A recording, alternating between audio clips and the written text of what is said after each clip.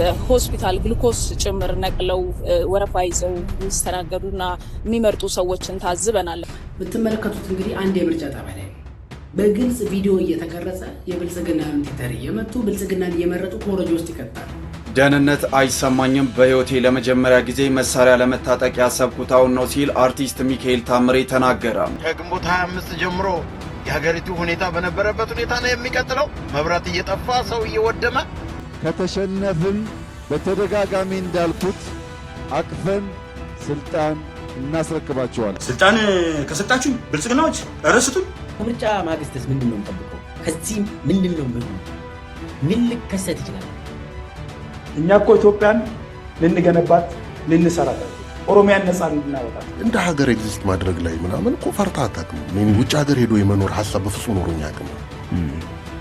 ፎር ዘ ፈርስት ታይም ልጆቼ ሴፍ ናቸው እዚህ መኖራቸው ምናምን ማለት ጀመርኩ። ሰላም ጤና ይስጥልኝ። እንዴት አደራችሁ? እንዴት ዋላችሁ? እንዴት አመሻችሁ? አምላክ አብ ቅዱስ እግዚአብሔር ስሙ ዛሬም ዘወትር የተመሰገነና የተወደሰ ይሁን። ቅድም ድጋሚ ቪዲዮ ልሰራላችሁ ነበረ ግን አልቻልኩኝም። ትንሽ ራስ ምታት አስቸግሮ ነበር። አሁንም ሳይሻል ነው የገባሁት። እስካሁን ድረስ እንደዚህ ራስ ምታት አይቻል አቅም በወቅታዊ ጉዳይ ነው። ቅድም ያቀረብኩላችሁ በሶማሌ ክልል የተደረገው ትላንትና ምሽት ላይ በሌሊት የሰሩት የምርጫ ካርድ ማጭበርበርና አስቀድሞ ወደ ኮረጆ ማስገባት ነበር። ዛሬ ግን ራሱ ብልጽግና ቀርጸው የለቀቁት ጫት እየቃሙ በኩለ ሌሊት በቀን በጠራራ ፀሐይ አስቀድመው ኮረጆ ሲከቱ መረጃ እንመለከታለን። አንዳንድ አርቲስቶች እኛ ሴፍቲ እየተሰማን አይደለም፣ ስለዚህ ሽጉጥ መያዝ ተገደናል ብለዋል በሀገራቸው። እሱ ብቻ አይደለም፣ ከምርጫ በኋላ ምን ይሆን የሚለውና የሾፌሩ ደግሞ አቤቱታም አቅርቧል። ለምንድን ነው የምንመርጠው እስከ ማለት ደርሷል። እንመለከተዋለን። የታየንም ሀሳብ ይዤ መጥቻለሁ። ታዲያ ከምርጫ ማጭበርበር ነው የምንጀምረው። ቆይ ኢትዮጵያ ትመርጣለች ነው ኢትዮጵያ ታላግጣለች ነው የተባለው? እንኳን ደስ አላችሁ፣ የምርጫው ውጤት ደርሶናል። ይሄንን ይመስላል። በጣም የሚደንቅ የሚደንቅ ነው። በኢህአዴግ ጊዜ ቢያንስ ምርጫ ነበር፣ እንዴት እንደተመረጠ አታውቅም። በብልጽግና ጊዜ ምርጫ አለ፣ እንዴት እንደሚያጭበረብሩም ቪዲዮ ይቀርጻሉ። የሚገርም እኮ ነው። እንኳን ሀገር ቀበሌ መምራት አይችሉ የሚባለው ለዚህ ነው። ብትመለከቱት እንግዲህ አንድ የምርጫ ጣቢያ ላይ በግልጽ ቪዲዮ እየተቀረጸ የብልጽግናን ቲተር እየመቱ ብልጽግናን እየመረጡ ኮረጆ ውስጥ ይከታሉ። ይህንንም ቀርጸው በቪዲዮ ይለቃሉ። እንደዚህ አይነት የጋርዮሽ ዘመን ላይ ያለ ጭንቅላት ነው እንግዲህ ኢትዮጵያን ካልመራው የሚለው። ፍርዱን ለእናንተ እንተዋለን። የምርጫ ውጤት ግን ይህን ይመስላል። በእያንዳንዱ ምርጫ ጣቢያ እንዴት ሲደረግ ነው ያለው። ይሄንን ምርጫ ነው እንግዲህ ታዘቡልኝ ብለው የኬንያ የቀድሞ ፕሬዚዳንትን ጠርቶ ምናምን የአፍሪካ ህብረት እንግዲህ ነገ ከነገ ወዲያ ምን እንደሚል እንሰማለን። ነገር ግን የአብይ አህመድ የጨረባ ምርጫ በራሱ ካድሬዎች ፌክ እንደሆነ ያስታውቃል። በራሱ ካድሬዎች አስባችሁታል? ደግ ተብለው ቁጭ ተብለው ምርጫ እየተቃመ ካርዱ ሲሞላ ከዛ ኋላ ፍትሐዊ ምርጫ ሲባል ደግሞ አስቡት። ዛሬ ማታ ልትሰሙት ትችላላችሁ። የሚገርመው ታዲያ እንዲህ ነው። ቁጭ ብሎ በምርጫ ሰዓት ላይ እያስሞላ፣ ሶማሌ ክልል ደግሞ ሌሊት ሙሉ ሲሞላ እያደረ እንዲህ ብሎ ደግሞ ይናገራል። ሸነፍን በተደጋጋሚ እንዳልኩት አቅፈን ስልጣን እናስረክባቸዋለን። ምናልባት የተወሰነ ወንበር የምንጋራ ከሆነም ባልተለመደ ሁኔታ ከእናንተ ጋር በቅርርብና በትብብር እንሰራለን። በምርጫው ማግስት ምርጫ ቦርድ በዚህ ውድድር አሸንፈዋል ብሎ የሚሰይማቸውን የሚገልጻቸውን ፓርቲዎችና ግለሰቦች ሙሉ በሙሉ በመቀበል እንደግመዋለን። ከዚህ ቀደም እንደነበረው ምርጫ ኮረጆ አንሰርቅም። ያለፉ ማንኛውም ተፎካካሪ ግለሰቦች በታላቅ አክብሮት እንቀበላለን። በጋራ የሚያሰራ ሁኔታ ካለም ከምን ጊዜውም በተለየ መንገድ ከእናንተ ጋር በትብብር ለመስራት በእኛ በኩል ዝግጁ መሆናችንን ደግሜ ላረጋግጥላችሁ ፈልጋለሁ። ይህንን ባህል ማስቀጠል ከቻል በሕግ አውጪው ምክር ቤት ውስጥ በምናወጣቸው ሕጎች፣ ስትራቴጂዎች፣ ፖሊሲዎች ጠቃሚ የውይይት መድረክ በመፍጠር ሀገራችንን አስቀድመን በጋራ መንግስታችንን ልናጠናክር እንችላለን። አስባችሁታል? የምርጫ ኮሮጆ እኛ አንሰርቅም አለ። ምርጫ ላይ እየቀረበላቸው ሙሉ እየተባሉ እየቀረበላቸው ሲያሰኛቸው በሌሊቱ ሙሉ ሲያስሞሉ ያደሩ አካላት እኛ ምርጫ ኮሮጆ አንሰርቅም አስረክቡ ከተባልን ግን እናስረክባለን አሉ። ሀውፈኒ በጣም የሚያስቅ። ታዲያ የአንድ ሾፌር ሀሳብ ላቀርብላችሁ። ይህን ቪዲዮ ላይክ፣ ሼር ማድረጋችሁ አትርሱ። አዲስ ከሆናችሁ ግን ሰብስክራይብ። ለጠቅላይ ሚኒስትር አብይ አህመድ ማሳሰቢያ ነገር አለኝ። ምርጫ ነው፣ ጥሩ ነው። ምርጫ ሀገር ደረጃ ምርጫ እየተደረገ ነው። ምርጫ የማይደረግባቸው አካባቢና ክልሎች ቢኖሩ፣ ነገር ግን በጣም በእርግጠኝነት በሚባል ደረጃ ስኬታማ ምርጫ ተደረግን ተብሎ መነገሩ የማይቀር ነገር ነው። እኛ ሾፌሮች በምርጫው ተሳታፊዎች ነን። የሚበጀንን ይጠቅመናል የምንለውን እየመረጥን እንገኛለን። ነገር ግን እንደዚህ ነው የሚቀጥለው። ዛሬ ግንቦት 24 2018 ምርጫ እየተካሄደ ነው። ከግንቦት 25 ጀምሮ የሀገሪቱ ሁኔታ በነበረበት ሁኔታ ነው የሚቀጥለው። መብራት እየጠፋ ሰው እየወደመ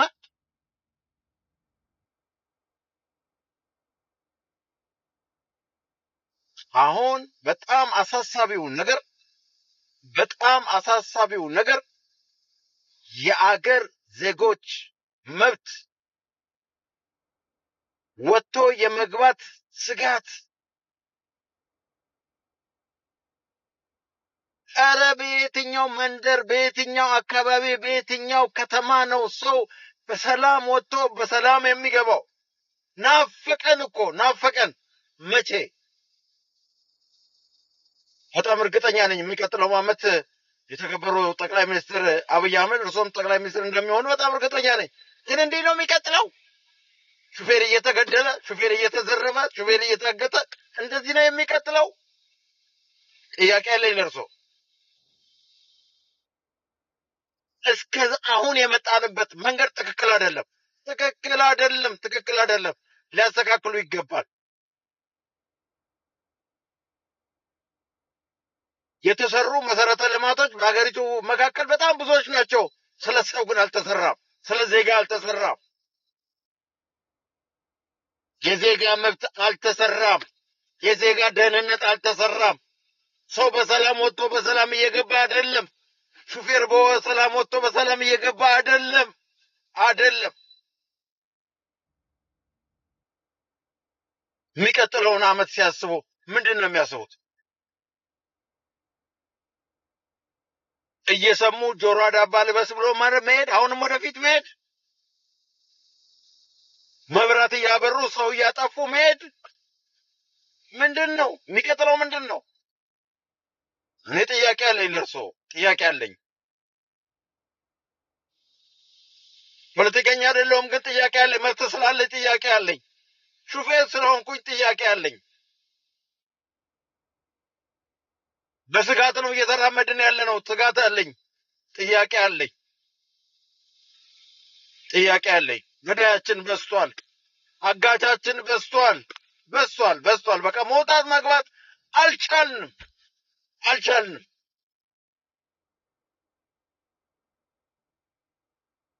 ምንድን ነው መጨረሻችን? በእርሶ ስር ያሉ በትራንስፖርት ሚኒስትር ተብለው የተቀመጡማ የዛሬ 40 ዓመት መንጃ ፈቃድ ያወጣውን ሰው እስከ ዛሬ ያጠራቀማትን ጥሪቱን ለመብላት ፕላን እያደረጉ ነው ያሉት። እንደዚህ ነው የሚቀጥለው?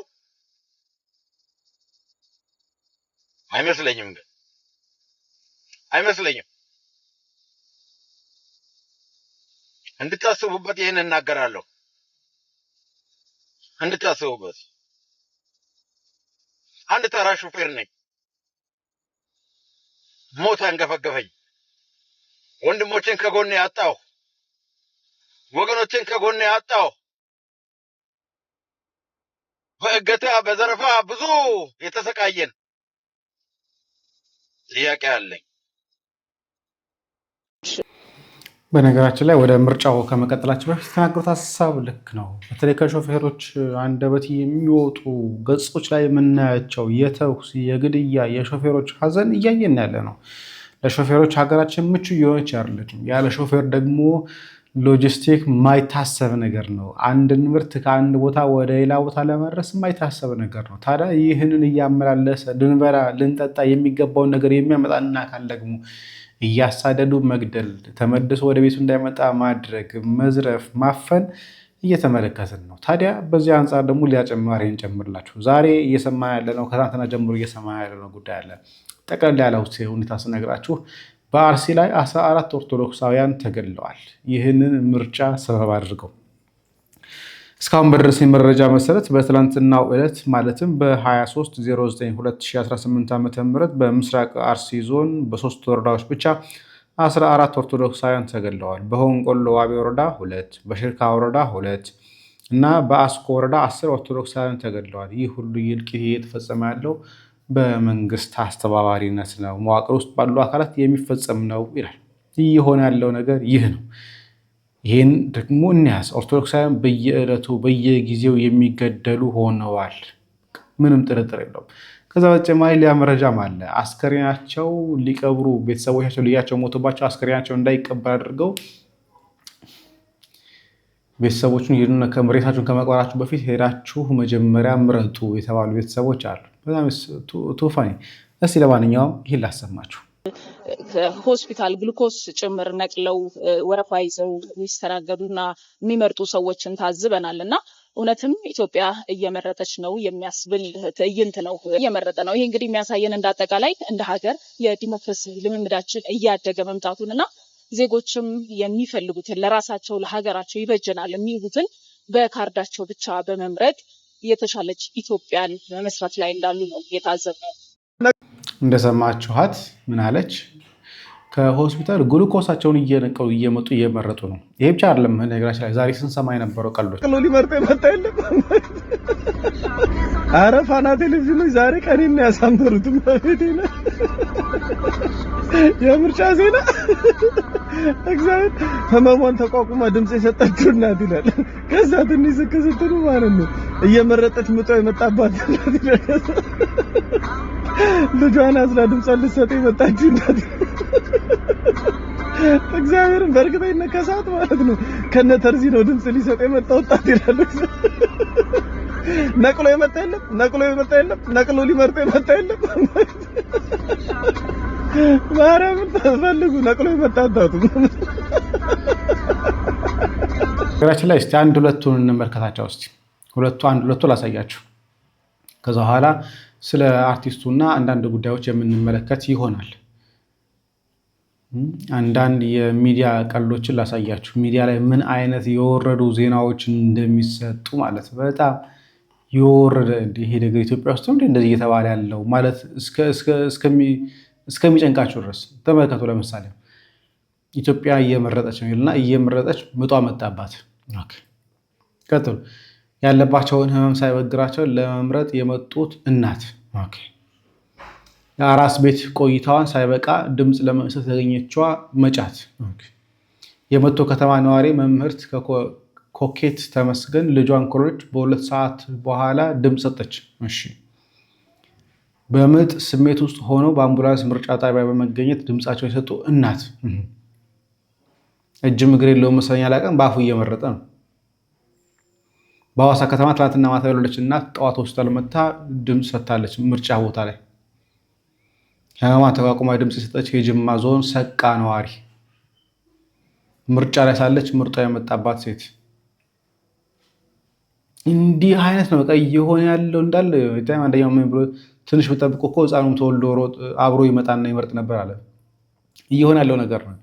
ይሄኛውን ያልኳችሁ ምርጫ ካልመረጣችሁ በስተቀር ልጆቻችሁ አስከሬን አትቀበሉን ተብለው ቤተሰብ ተከልክለዋል። ዜናውን ላሳያችሁ እዚህ ጋር የምትመለከቱት እንግዲህ ቅድም ያልኳችሁ ምርጫ ካልመረጣችሁ ልጃችሁን አትቀብሩም፣ አስከሬናቸውን አትወስዱም የተባሉ ናቸው። ጽሁፉን ቆም አድርጋችሁ ማንበብ ትችላላችሁ። አሁን ሀገራችን ላይ እየሆነ ያለው ነገር እንዲህ ነው። እንዲህ ነው በደፈናው እንዲህ ነው ማለት ይሻላል ብዬ አስባለሁ። ወደ ቪዲዮቻችን እንምጣ። መጀመሪያ ርዕሱን ላሳያችሁና መሻለ ከቢያ ደግሞ ሙሉ መረጃውን አሰማችኋለሁ። ራሱ ሚካኤል ታምሬ ያለው ደህንነት አይሰማኝም፣ በህይወቴ ለመጀመሪያ ጊዜ መሳሪያ ለመታጠቅ ያሰብኩት አሁን ነው ሲል አርቲስት ሚካኤል ታምሬ ተናገረ። አሁን ላይ የ10 ሰው ሞት አያስደነግጥም፣ በእንትና ዞን ታጣቂዎች 10 ገደሉ የሚል ዜና ብትሰማ ውይ ቀላል ነው አምልጧቸዋል ማለት ነው ልትል ትችላለህ። በግሌ ባለፉት 27 ዓመታት እንኳን ውጭ ሀገር ሄዶ ለመኖር አሳስቦኝ አያውቅም ነበር። አሁን ግን ከዚህ ሀገር ለመውጣት ነው ሐሳቤ ምን ብሏል። ሚዲያዎቻችን ሺህ ሰው ቢሞት አይዘግቡም። ውጭ ሀገር በተፈጥሮ አደጋ የሞተ የ8 ሰው ዜና ግን ያሯሩጣሉ። እዚህ እኮ 200 ሰው ሞቷል። በየሰዓቱ የልጆቼ ደህንነት ያሳስበኛልን ብሏል። ደህንነት አይሰማኝም፣ በህይወቴ ለመጀመሪያ ጊዜ መሳሪያ ለመታጠቅ ያሰብኩት አሁን ነው። በዚህ ወቅት ህወሓት ሸኔ ሳይሆን በሁላችንም ህይወት ጣፋንታ የሚወስነው 4 ኪሎ ያለው ነው። ትኩረታችን 4 ኪሎ ሊሆን ይገባል ሲልም ተደምጧል። በዚህ ሐሳብ እናንተስ ምን ትላላችሁ? እስቲ እንመለከተዋለን። ራሱ ታምሬ ያለው በፖድካስት ላይ ነው። ፖድካስት ላይ ተገኝቶ የተናገረው ነገር ነው። ነገር ግን እሱም ወደ ኋላ እናስቀረው አስቸኳይ ስላልሆነ እነኝህን ሐሳቦች ላንሳላችሁ። ምንድን ነው የምጠብቀው? ከዚህ ምንድን ነው የሚሆነው? ምን ሊከሰት ይችላል? አብይንም ምንድን ነው የሚጠብቀው ለምለው ጥያቄ አንደኛ በአገር ውስጥ የአብይ ምርጫ ውሸት መሆኑን ህዝብ ደግሞ በግድ ለምሳሌ በተለያዩ ከተሞች አካባቢ በግድ ነው ወጥቶ እንዲመርጡ ይደረጋል። በከተሞች ገጠር ደግሞ ሚሊሻ ካድሬው ምርጫውን ጨርሷል። ኦልሬዲ አልቋል ገጠር ውስጥ። የከተማ ጉዳይ ነገ ሲካሄድ በግድ ስለሚሆን ህዝቡ ምንድን ነው የሚያደርገው? አበዛ አብይ ይላሉ። ሳይለንት ማጆሪቲ የሚባለው ማህበረሰብ ዝም ብሎ የሚቀመጥ በቃ የሚል ሰው ዝም ብላ መኖር የመረጠ ህዝብ አሁን በቃን ይላል። ይሄ አበዛ አብይ ይላል። ከምርጫ ማግስት የምንጠብቀው አንደኛ የጦርነቱ ይቀጥላል። አብይ ጦርነቱን ያፋፍማል። አማጺ ቡድንም ይቀጥላሉ። ምናልባት የትግራይ ጦርነትም ሊጀመር ይችላል። ስለዚህ ጦርነቱ ተጧጥፎ ይቀጥላል። እዛ ላይ ጨምሮ ደግሞ ከተሞች አካባቢ አመፅ ሊካሄድ ይችላል። የህዝብ አመፅ፣ ህዝባዊ እምቢተኝነት ሊመጣ ይችላል። በነገራችን ላይ ምርጫን ካካሄድክ በኋላ ህዝብን ቀስቀሳል። ህዝብን ቀስቀሴ ደግሞ ህዝብ በሚፈልገው እንትን ይረዳል። ከዛ በኋላ የሚመጣው ንዴት አለ፣ የህዝብ ንዴት አለ። ያ ይመጣል፣ የሚቀር አይደለም። ለምሳሌ የአብይ አህመድ ወደ ስልጣን እንዲመጣ ያስደረገው አንዱ የኦሮሚያ አመፅ እና የአማራ ክልል አመፅ ነው እና አጠቃላይ ቄሮ፣ ፋኖ፣ ዘርማ ምናምን ብሎ የቦታ እንቅስቃሴዎች ነበሩ። ያ የጀመረው ግንጪ ላይ የተለኮሰች ጸረ ኢህአዴግ እምቢተኝነት ምርጫ ማግስት ነች። ያ 2015 አስታውሳለሁ፣ ህዳር ውስጥ 2015 ምርጫ ሲካሄድ እንደ አውሮፓ አቆጣጠር ነው። 2015 ምርጫ ከተካሄደ ኃይለማርያም ደሳለኝ መንግስት ሆኖ የራሱ መንግስት መስርቶ መስከረም ላይ ህዳር መጣ። ህዳር ውስጥ አመፅ ጀመረ። መስከረም ላይ መንግስት መሰረተ። የኃይለማርያም ስርዓት የኢህአዴግ ስርዓት ህዳር ላይ ያገጠመው ያ እሳት አንድ የተጀመረ አልቆም። ስለዚህ ከምርጫ ማግስት የሚጠብቅ ነገር ይኖራል። አትወጣም። የኢኮኖሚ ጉዳይ አንቆ ይይዛል። የሰላም ጉዳይ አንቆ ይይዛል። ጦርነቱ ምናልባት ማብቂያ ሊያገኝ ይችላል ወዲያውኑ። ዓለም አቀፍ ማህበረሰብም ይህንን ይጠብቃል፣ ይረዳል። አብይ ራሱን ነው የሚሸውደው እንጂ ማንንም አይሸውደው። ማንንም አሁን የሱ ዓላማዎችም አልተሳካም፣ አይሳካም። ነገራችን ላይ በዓለም አቀፍ ደረጃ ሲፈልገው የነበረው የሚዲያ ሽፋንም አጥቶታል። በነገራችን ላይ ሉዝ አድርጎታል። ሙሉ ለሙሉ የሚባለው ሁኔታ ላይ የዓለም አቀፍ ሚዲያዎች የሉ። እነ ቢቢሲ እነ ምናምን ተከልክሏል፣ እንዳይዘግቡ ይህን መረጃ እንዳይዘግቡ ተከልክሏል። ስለዚህ ኢትዮጵያ አሁን ያለችበት ምን ያህል አዘቅት ውስጥ እንደወረደች ትልቅ ማሳያ ነው። ምርጫ ከዚህ በፊት የምናውቀው ነገር ታዛቢ እንኳን ከተለያዩ ከአውሮፓ ሀገራት እንኳን ይመጡ ነበረ። አሁን ላይ ግን ጭራሽ በሚባል ሁኔታ ላይ በጣም እውነት ለመናገር አደጋ ላይ ያለ ነው። ታዬ ቦጋለ አንድ ቪዲዮ አየሁለት። ስልጣን ከሰጣችሁኝ ብልጽግናዎች እረስቱኝ፣ ልዘርፍበት ግን አልገባም። የምሸማቀቅ መሰላችሁ? ስልጣን ፈልጎ ነው የምትሉት፣ ገንዘብ ፈልጎ ነው የምትሉት። ቆይ ብልጽግና አልከፈለኝም እንጂ ቢሰጠኝ ወስድ ድብና አርጌ ወስድ ለምንድን ነው ዓለም ሁሉ የሚራኮተው ጧት ወጣ አውቶቡስ ላይ የምትሯሯጠው ባቡር ላይ የምትሯሯጠው ገንዘብ ፈልጋር እንዴ የምትዘርፈው ገንዘብ ፈልጋር እንዴ በዘረፋ ጃውሳው እየዘረፈ አይደል ሸኔ እየዘረፈ አይደል ወያኔ እየዘረፈ አይደል እናንተ ዘርፋችሁ እኔ ሳልዘርፍ በለሰራውት ስራ ይገባሃል ብሎ ብልጽግና ቢሰጠኝ አልሰጠኝም እንጂ ብልጽግና ቢሰጠኝ ዋስሮን ቢታት ለገንዘብ ብሎ ለማናባ ብለን የምሰራው ለነፍስ ሂድ ገዳም ሂድ ግባ ካለም ተለይና ለነፍስ ከሆነ የምሰራው ለገንዘብ ነው የሚሰራው እኔ ግን ነግራለሁ ዶክተር አብይ ወታደር ነው መኮንን ነው ደህንነት ነው የኢንሳ ሞተር ነው የሳይንስ ሙዚየሙ አውራ ነው የኮሪደር ልማት ፈርጥ ነው የኢንዱስትሪ ፓርኮች እንቁ ነው የአረንጓዴ ልማት ግሪን ሌጋሲ ፋሲሊቴተር ነው ቁንጮ ነው የገጠር መኖሪያ ቤቶችና የገጠር መኖሪያ መንደር ማማ ነው የሃይድሮ ኤሌክትሪክ ፓወር ሰገነት ነው ለአርብቶ አደሩ ኩሪዎችን በማጎልበት የሰው ሰው ነው ክቡር ጠቅላይ ሚኒስትር ዶክተር አብይ አህመድ አይደለም ከመለስ ዜናዊ አሁን ያሉ የአፍሪካ መሪዎች የመሰከሩለት ነው አንቶኒዮ ጉተሬዝ እኮ መጥቶ በብርሃን ፍጥነት አደጋቸዋል አይደል የተባበሩት መንግስታት ድርጅት ዋና ጸሐፊ እና አሳየኝ አውጣና መለስ ዜናዊን እንዲነህ በአንተ ዘመን ኢትዮጵያ በብርሃን ፍጥነት አድጋለች ያለው የተባበሩት መንግስታት ድርጅት ዋና ጸሐፊ ካለ አውጣና አሳየኝ እና እናንተ ያደጋችሁት እድገት ተወዳዳሪ የለውም 9.2% በራሳቸው ገንዘብ 1000 መጽሐፍ አሳተመው የመጡ ከብሪታንያ ከአሜሪካ ናና አሳየኝ ችግሩን አይተው መጀመሪያ እንዴት እንደተቀየሩ የገረማቸው እና በመለስ ዜናዊ ዘመን እንዴት አደጋችሁ ብሎ ኢትዮጵያ እንኳን እንዴት አደገች ብሎ ፓርላማ የተጣላ አሳየኝ እና አሳየኝ ና እኔ በማስረጃ ነው የምመጣልህ እና በመለስ ዜናዊ ዘመን ኢትዮጵያ ስታድግ እኛ ላደግን ብሎ ፓርላማው ጸብ ያነሳ የፓርላማ ፓርላሜንታሪያን አሳየኝ እና ኬንያ ውስጥ ቆሞ ምን አይነት ተአምር ነው ያላሳየኝ እና አሳየኝ ኬንያ ፓርላማ ውስጥ ኢትዮጵያ እንዴት እንደዚህ ልታድግ ቻለች ያለና አሳየኝ ምን ተአምር ነው ብለው አፍሪካውያን አፍሪካን አሜሪካንስ የኮሩበትን መሪ ናና አሳየኝ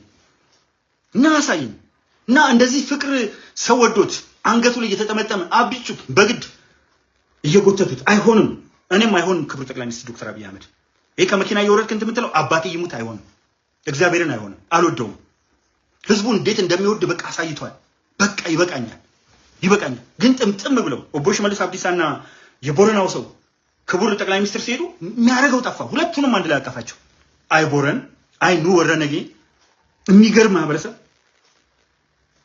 እንዲህ አሳየኛ አንድ አይነት ፍቅር አሳየኝ ወጣቶች ጋር እንዲቀርቦ ከወጣቶች ጋር የሚጫወት ከሰርገኞች ጋር አብሮ ነው አንተ አቃቂር ታውጣለህ እሱ ሰርቶ የእንጦጦ ፓርክን የእንጦጦ እናቶችን ለቅሶ መለስ ዜናዊ ስለምን ይነግራል እናቶች ሲያለቅሱ ጥሩ አይደለም ይላል ሲጋራ ማጨስ መጥፎ ነው ይልና ማአት ሲጋራ እኛ እኮ ኢትዮጵያን እኔ ብዙ አልናገረው ግን አንድ የኦሮሞ ሰው እኛ እኮ ኢትዮጵያን ልንገነባት ልንሰራት አይደለም ኦሮሚያን ነፃ ልናወጣት ኦሮሚያን ነፃ ልናወጣ ከሆነ ደግሞ አማራ ጎረቤታችን ነው ሲዳማ ጎረቤታችን ነው ሶማሌ ጎረቤታችን ነው እንደ ጎረቤት አብረን እንሰራለን እንጂ እንደ ኢትዮጵያ አንድ ሰራዊት አንገነባም አንድ የፖለቲካ ማህበረሰብም አንገነባም ኦሮሚያን ነፃ ኦሮሚያን ልናወጣ ስለዚህ እንደ ሀገር ኤግዚስት ማለት ስለዚህ ሀገር መገንባት አይደለም የኢትዮጵያ አንድነት አይደለም ዓላማው አንድ ኦሮሚያን መገንጠል ሚካኤል ታምሬ ጋር እንደ ሀገር ኤግዚስት ማድረግ ላይ ምናምን እኮ ፈርታ አታውቅም እኔ ውጭ ሀገር ሄዶ የመኖር ሐሳብ በፍጹም ኖሮኝ አያውቅም እኔ ፎር ዘ ፈርስት ታይም ልጆቼ ሴፍ ናቸው እዚህ መኖራቸው ምናምን ማለት ጀመርኩኝ ይሄ የኢንሴኪዩሪቲ በጣም ከባድ ነው የሆነ ሰው ድንገት መጥቶ ሊገልህ እንደሚችል ማወቅ የሆነ የመንግስት አካል ህግ እንደማያስጥልህ መሰማት መጀመር በጣም አደገኛ ነገር ነው ለመጀመሪያ ጊዜ ሽጉጥ ያስፈልገኛል ብዬ አሰብኩኝ ከዛ ሽጉጥ ይዘ ከዛ ወዳጆችን በሙሉ ስጠይቅ ሁሉም አላቸው ስለዚህ እንዴ እናንተናስ ምናምን ስል ሁሉም ወጣቱ ምኑም አለው። ስለዚህ ከፍ ያለው የክላሽ ነው የሚያስፈልገኝ ማለት ነው። 4 ሆኖ ከመጡ ሁሉም ሽጉጥ ከያዙ እንዴት ይሆናል? በፊት ወደ ላይ ተኩሰው እኮ ለማባረር ነው አይደል? አይሆንማ። ክላሽም ካላችሁ እንግዲህ መትረየስ ልትል ነው ምናምን አይነት ነገር እና ብቻ መንግስት ልትሆን እኮ ነው። እና ያ አይነት ኢንሴኩሪቲ አለ። እሱ በጣም አደገኛ ነገር ነው። በጣም አደገኛ ነገር ነው። አዎ እና የምትናገረውን ነገር ያሳንስብሃል። ለምሳሌ እንደ ጸሐፊም እንደ አርት ውስጥ እንዳለ ሰው የሆነ ነገር ልትል ይልና ያንስብሃል። ያለው ከፊት ያለው አደጋ በጣም የሚያስደነግጥ ነው። አይቶ እንዳላይ የምናልፍበት መንገድ በጣም ያስደነግጣል። ከዛ አይ መቼም አይሆንም የምትለው ነገር በ15 ቀን ይሆናል። እንዴ ካኒው ማጅን ህወሓት ከመቀሌ መጥቶ እዚህ ደብረ ሲና ነበርኩ ከሆነ ጊዜ በፊት በጣም የሆነ ቲቪ ሲሪየስ ላይ ራሱ ብትል ሊፈጠር በማይችልበት የፕሎት ፕሮግሬስ ነው ይሄዳል። እንዴ ይሄ እኮ በፊት ይሄ ምንድነው እኛ ሀገር ምን ይላሉ መሰለህ? አሁን ጅቡቲዎቹ ሶማሌዎቹ ምናምን ችኮ ናችሁ ይላሉ። ይሄ አጉልልህኛ ናችሁ ይላሉ። ኢትዮ ኤርትራ ጦርነት ጊዜ ለ10 ደቂቃ ተኩስ ከተለዋወጡ ኢንታውዘምስ ይሞታል ሰው ወታደር ምናምን። ሶማሌ 20 ዓመት ሲዋጋ አንድ ከተማ ሙሉ ምናምን ሲላቀቅ 10 ሰው አይሞትም። በቃ ያይና ተው በቃ ዛንቅባ ምናምን ይገባሉ ምናምን እልህ ምናምን ነገር አለ። ይሄ እንትና ለምሳሌ ኮንጎ ምናምን የምትለው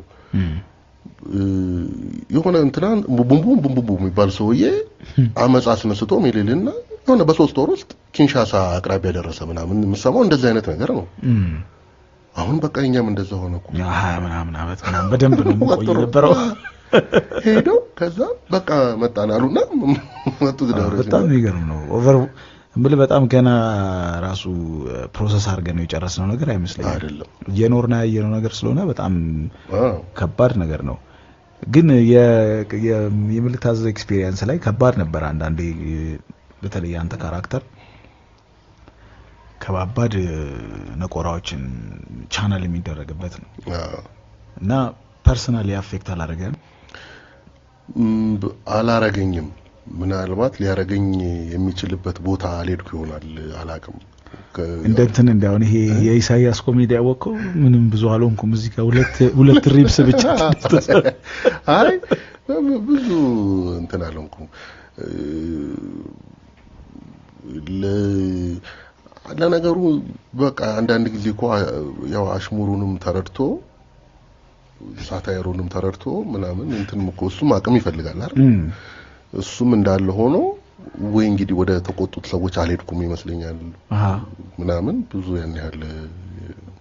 በቀደም ለታ ያወራን አዲስ ኢንትረስቲንግ ሌላ ደግሞ ፖለቲካል ሳታይር ላይ ደግሞ እየተሳተፍክ ነው።